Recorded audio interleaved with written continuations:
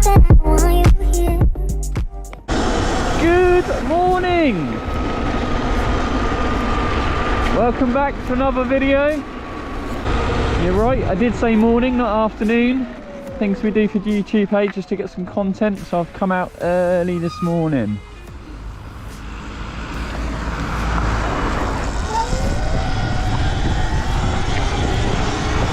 So we're going out for a little ride today. I came out during the week and just exploring some of the local areas. I actually managed to find what looks like a bit of sort of an abandoned, not racetrack, but people have obviously been up there ripping around on motorbikes and crossers and stuff. And I came out for a little midweek ride. I didn't film it, just a couple of hours in an evening. It was just starting to get dark, and came across this place. So I thought today we'd get up early, get the bike all charged up, and bring you guys along with me. It's a little bit fresh this morning, not gonna lie. Normally I'm coming out in the evening and yeah, temperatures haven't quite got up today, so it's all good. Good to be out. So we're going to head up to this sort of abandoned track. There's a massive hill climb here as well. I say massive, it's big for me, it's the biggest one I've ever been up, but yeah, it was good fun. It's quite steep. We managed to get up last time, so I'm hoping we can do the same this time. I do have to try and remember how I got there though. There's a lot of fields, there's a lot of gates to get through, so I just need to try and figure out how I made it there. So also in this video I want to talk about the good points and the bad points of owning a Surron. Whether you're looking at buying one, whether you've already got one, you might agree, you might disagree with some of the things I'm going to say. So I've watched a couple of other videos of people making some points on the Surron, good and bad. Some of them I find a little bit hard to follow. Yeah, some of the points are a little bit incomparable, you know, people comparing these to, you know, actual motorbikes, and you know, oh, that's not as good as my YZ450 or whatever the bikes are, but I kind of, you know, it's not a motorbike. And I find those sort of comparisons not really that helpful. I mean, I don't own motorbikes, I've never had one. This is the only thing I've really had, so I can't compare it to those things. But I don't know, in my head it's an electric bike.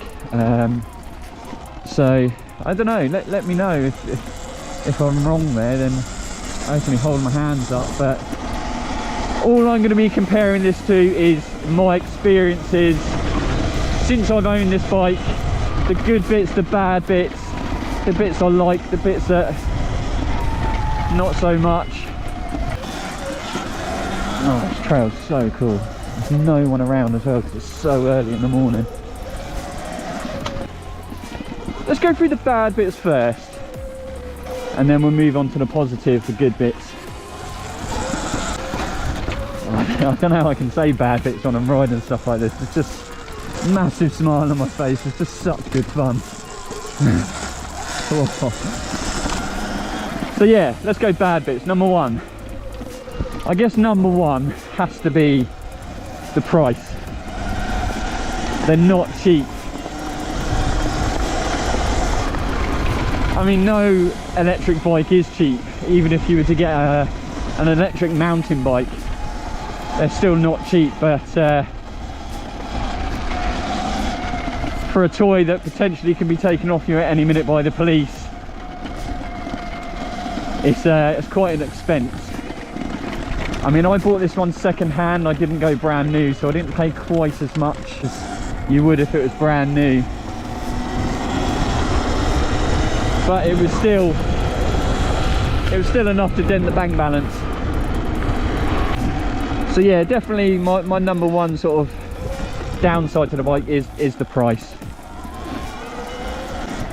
I guess coming in at number two is the grey area about how legal they are, no matter what you do to it. If you saw my last video about the pedal kit, I had some great comments come back. I had some comments that I just can't be bothered to reply to be honest, you know, trying to challenge me on it and saying that actually what the DVLA state as a road legal law wouldn't stand in court. Well, I'm not being funny. If you want to buy one of these and abuse it and get done by the police and then try and challenge them in court, you crack on. I'm not really willing to take that chance, to be honest. So yeah, legalities of it is a bit of a grey area, and I guess that can be seen as a bit of a downside. Just gonna have to interrupt that one because this is the hill climb that I'm talking about. I mean, I don't know if that comes up on camera just how steep that is, but yeah, it's taller than a house, let's put it that way. Here we go. Come on, traction, please. I need you. Go, go, go. Ah, come on, come on, come on, come on, come on. Oh, smashed it. Oh. Well, I can see there's been a few bikes up here lately because it's absolutely torn to shreds. Look at this place, man. I'm going to cut through here. We're going to come back to this place because I know over here there's a pretty cool view of where I live, so maybe we'll head up there first. Let's go this way.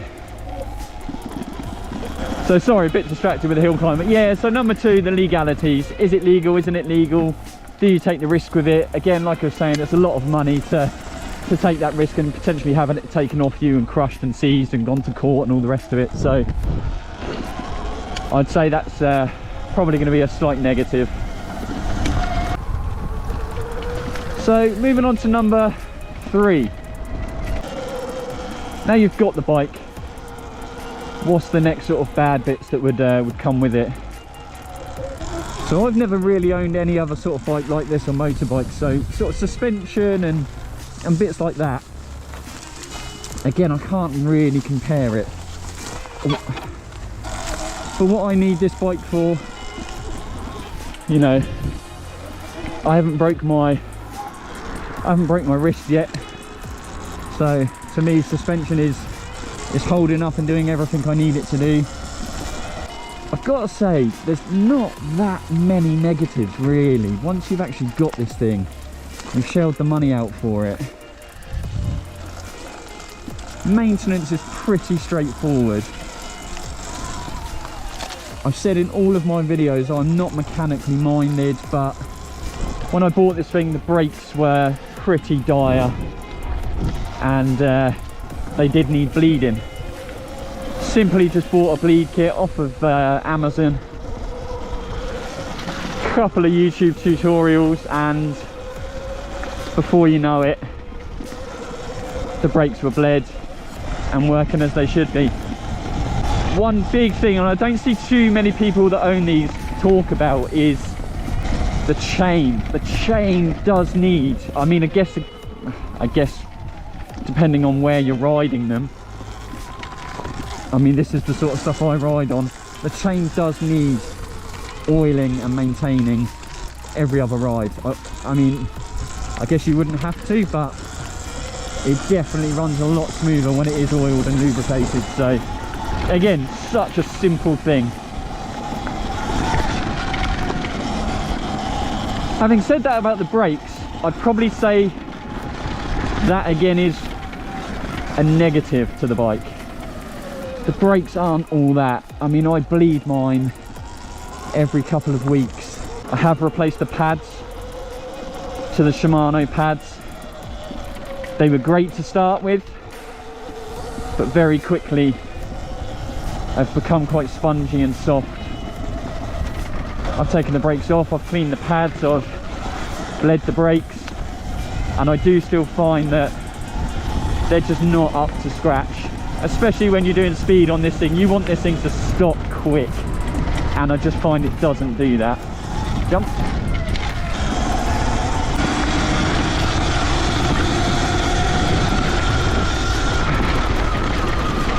things like that.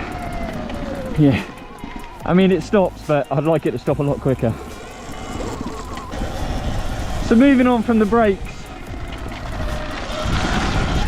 the next bad bit, and it's not the bike's fault, it's the owner, depending on how obsessive you are. So you go and spend all that money on a Surron, and then the next thing you want to do is upgrade it. You want to start putting new parts on it, which is fantastic. And actually some of the parts aren't that expensive, so that's great. But this thing will capture you, don't get me wrong. You get one of these, it ain't staying stock for too long. You don't have to go silly, you don't have to put new batteries, you don't have to put new controllers on. But you saw from some of my last videos, tyres, 65 quid a pop. Handlebars, raise it up a little bit. Often you're not really happy with the way it looks, so graphic sets then start getting purchased on Amazon late on a Sunday night. Pegs aren't great. I mean looking at every YouTube video, this is going to be another negative that people are going to mention is pegs. Pegs aren't great. I don't ride the pegs because I have the pedal conversion kit, so I have ridden the pegs. Yeah, they're okay. I mean, if I was riding this all the time, I would definitely get new pegs. If I didn't have the pedal conversion kit, definitely. The next negative, I guess, would be the size of this thing. I'm around 6 foot, and sitting on one of these stock is just slightly too small for me. So a riser kit for the seat comes in handy. There are some decent riser kits out there. They're not too expensive, fairly simple to install. But yeah, probably a negative is as stock they could do with being slightly higher, and I guess that's where the bars come in as well. Slightly taller bars do make a difference if you are a taller rider. So I'd say that's probably all the negatives really. Drop anything in the comments if you think I've forgotten anything, apart from the obvious of, you know, going to stick new forks on it, Fox 40s or anything like that, the bombers. Oh, I love this straight.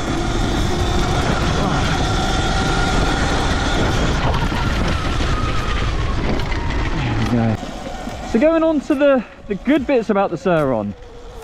I mean, this list is endless really. The fun you can have on this thing is immense. When you find places like this, there's no one around, there's no dog walkers, there's no cars, police, no Karens. And for everyone in the comments that for the angry video, I had a comment on there the other day, that's because you're driving it illegally. Give it a rest. When you find places like this where it's just untouched, it does not get any better than this. Come on. So yeah, definitely number one is how fun this thing is, man. Number two has to be how quiet it is. If I was up here now on, you know, any kind of motorbike, crosser, scrambler, pit bike, I ain't gonna be up here for too long before someone starts making complaints and, well, I'm disturbing absolutely no one. And no one knows I'm here. The next good bit, the next positive, has to be how easy these things are to work on. With the smallest amount of knowledge and your ability to find your way through YouTube to find the best videos, having one of these is so simple, it's so easy to look after. Yes, you are going to have well, you don't have to, but it is wise to service these things to keep them living for as long as possible. But you get my drift. Unlike a unlike a motored vehicle, it's not quite the same. Another great point as well has to be a running cost of a Surron.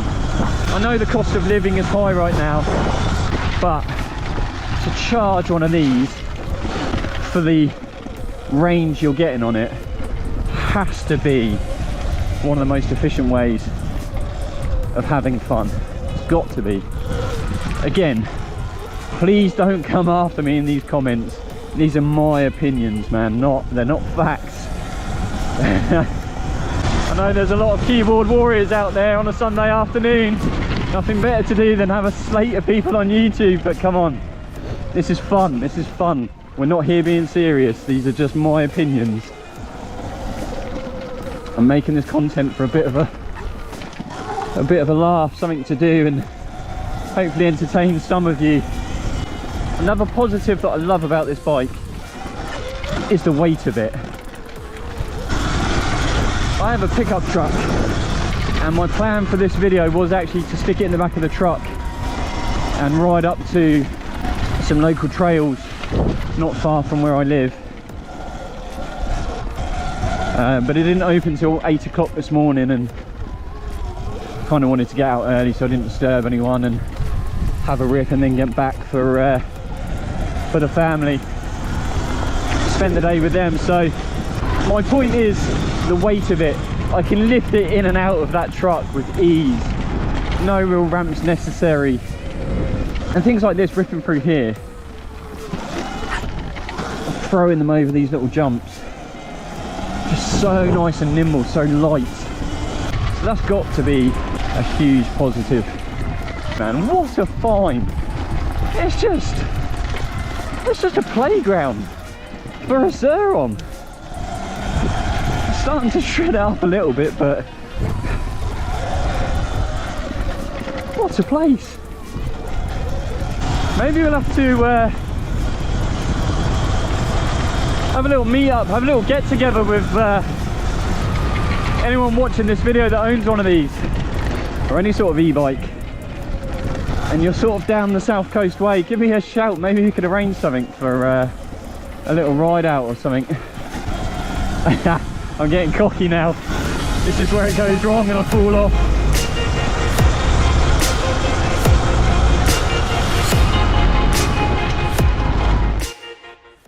But I think as far as my list goes,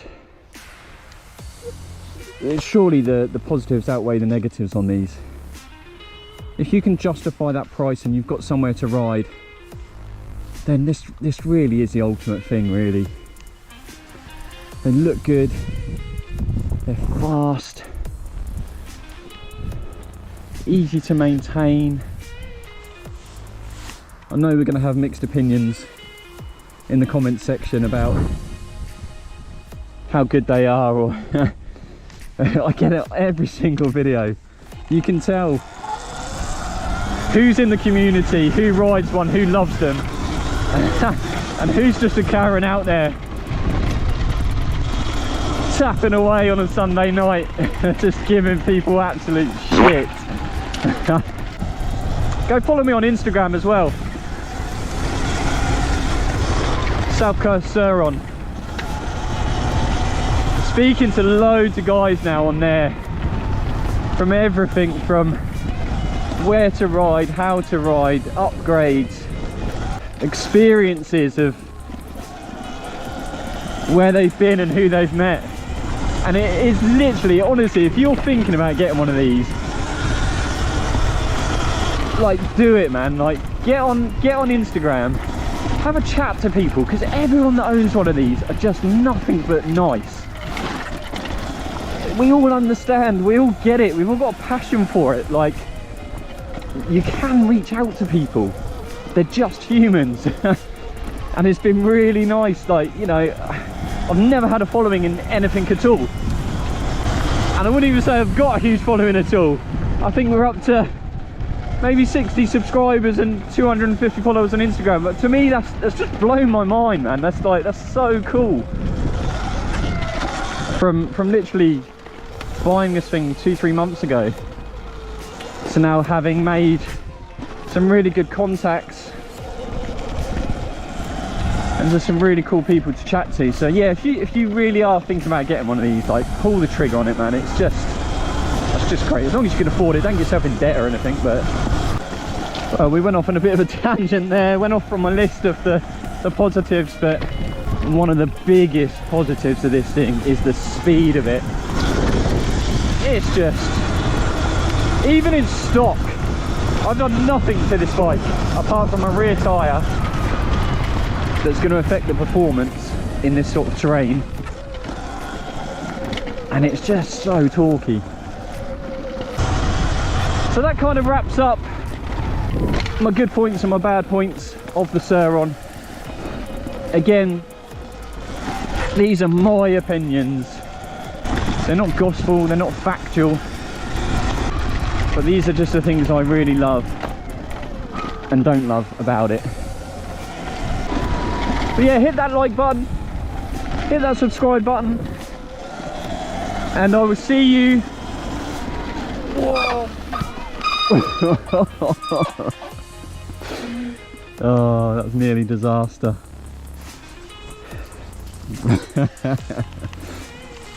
Brakes, man, brakes. Where was I? Yeah, thank you for watching. Hit the like button, hit the subscribe button, and I will see you next Thursday. Videos dropping every Thursday for as long as I possibly can, so stay tuned. Take it easy.